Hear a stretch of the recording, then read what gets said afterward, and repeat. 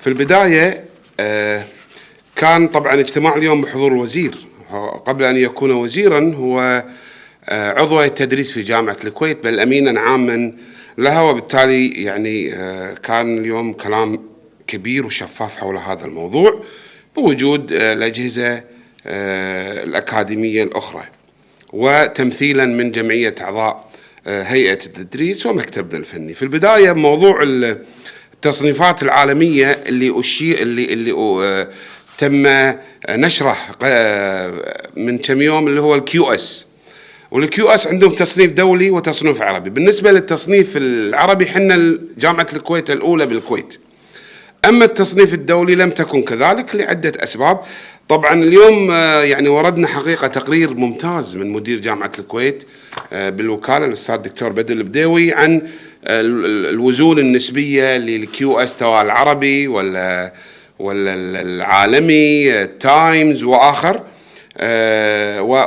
ويعني بعض المؤشرات الأخرى لمؤسسات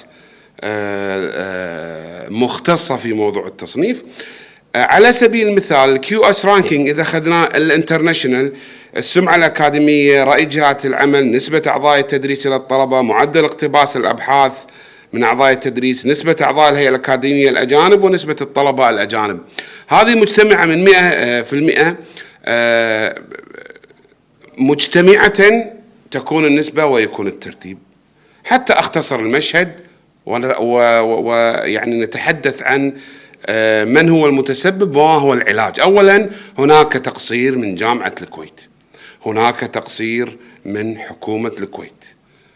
طبعا جامعة الكويت يعني حكومة الكويت حول هذا الموضوع، إذ أن لا يمكن القبول أن يكون هناك تصنيف وإحنا معنيين فيه، وليس هناك لجنة مختصة أو وحدة منفصلة تتابع هذا الموضوع حتى تزود الجهات المعنية بالمعلومات الدقيقة، حتى يكون تقييمنا علميا صحيحا.